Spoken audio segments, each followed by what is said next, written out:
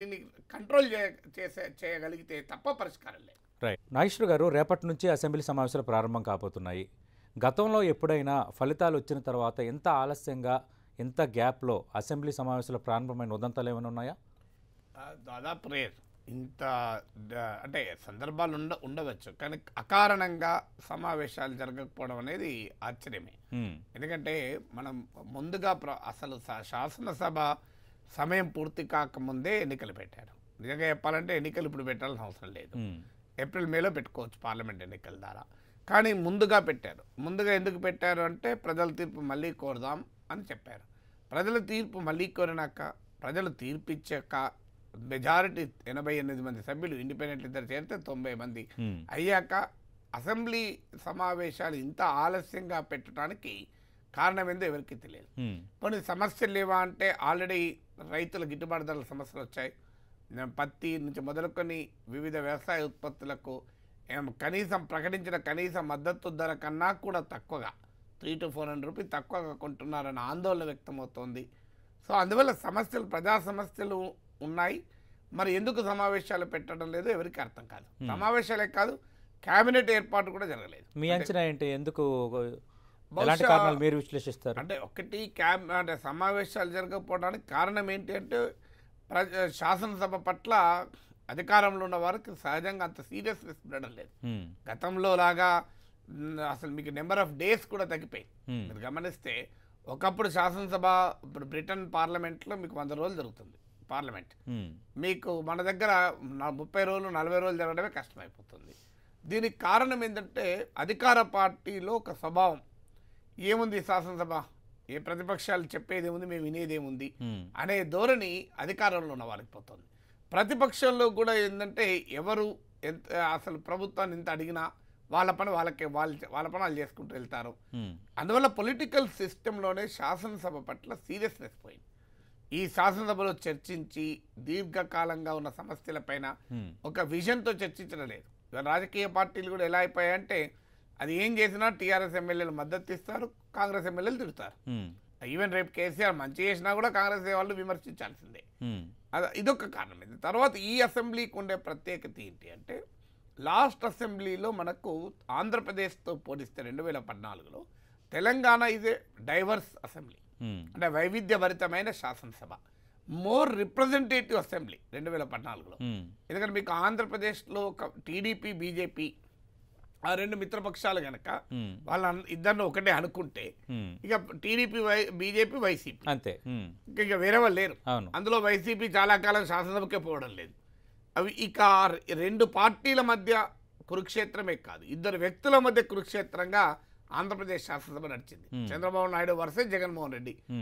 జగన్మోహన్ రెడ్డి లేస్తే అధికార పార్టీ వాళ్ళు ఊరుకోరు. జగన్మోహన్ రెడ్డిని ప్రతిపక్ష నాయకుడిగా తెలుగుదేశం గుర్తించడం సాధ్యం కాలే, గుర్తించలేకపోయారు.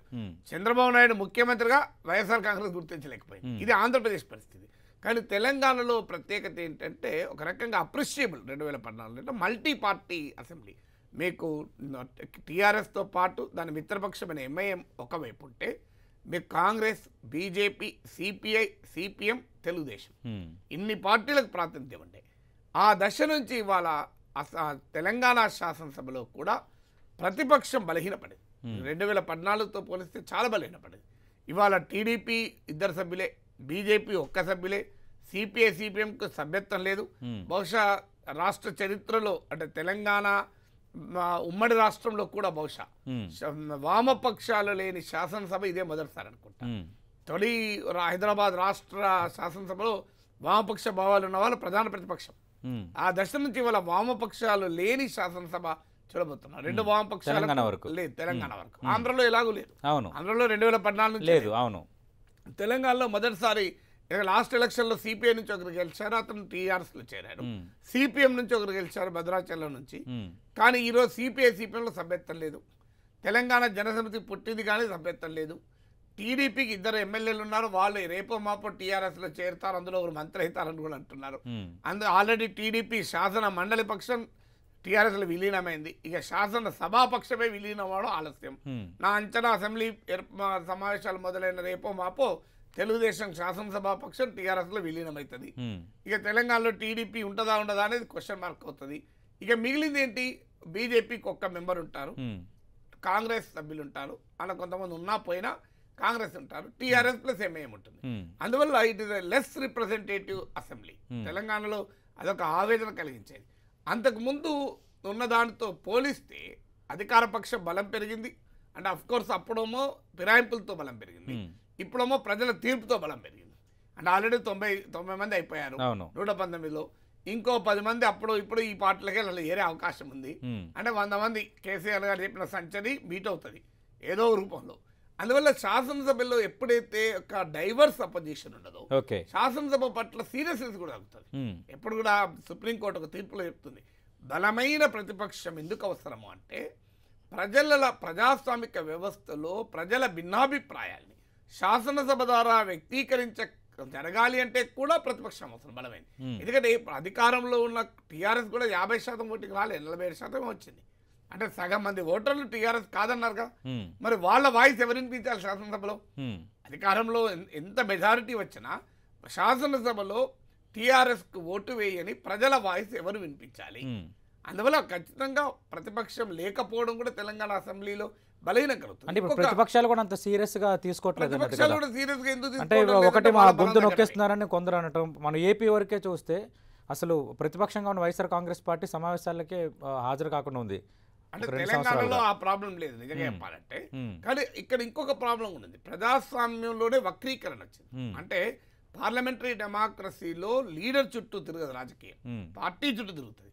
ఇక్కడ ఏమవుతుందంటే లీడర్ చుట్టూ తిరుగుతుంది. ఇప్పుడు అసెంబ్లీ ఏర్పాటు చేయకపోయినా ఎవరైనా ప్రజలు రోడ్ల మీదకి వచ్చి మా ఎమ్మెల్యేలు ఇన్ని రోజులైంది మీరు సమావేశాలు ఎందుకు పెడతలేని ఎవరైనా అడుగుతున్నారా?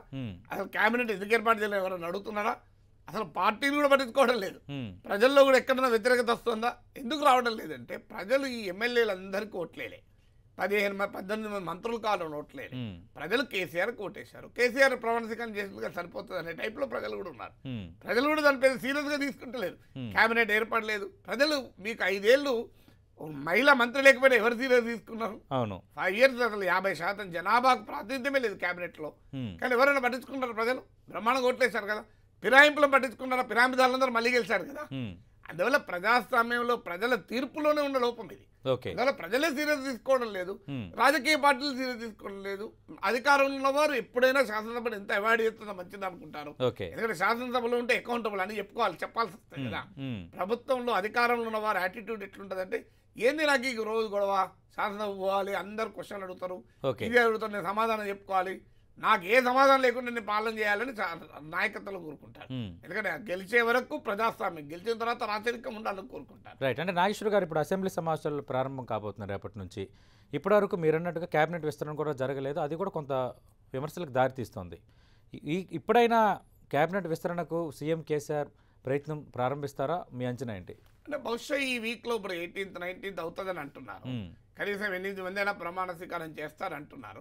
బహుశా ప్రమాణ స్వీకారం చేయొచ్చేమో. అంటే దీనికి అనేక థీరీలు ఉన్నాయి. నమ్మకాలు విశ్వాసాల థీరీ ఉంది, లేదు ఇతర పార్టీల నుంచి కొంతమందిని ఆకర్షించే ఆలోచన ఉంది కనుక ఆగుతున్నారన్న థీరీ ఉంది. మూడో థీరీ ఏంటంటే అడ్మినిస్ట్రేషన్ కన్సాలిడేట్ చేస్తున్నారు మినిస్ట్రీల్ని, అందుకొరకు ఉంది. అంటే ఇప్పుడు 18 మినిస్ట్రీలుగా కన్సాలిడేట్ అవుతున్నాయి, 18 మంది మంత్రులకు అవకాశం ఉంటుంది కనుక అనే థీరీ కూడా ఉంది.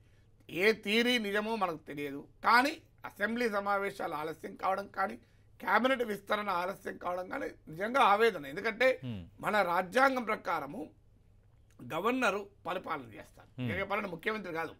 గవర్నర్ పేరిట పాలన జరుగుతుంది. Governor on his aid and advice of the council of ministers. ఎక్కడ సీఎం అన్నారు మీకు రాజ్యాంగంలో ఎక్కడ చూసినా on aid and advice of council of ministers, మంత్రి మండలి సలహా మేరకు గవర్నర్ చేస్తారంటారు. రైట్. అంటే ఇప్పుడు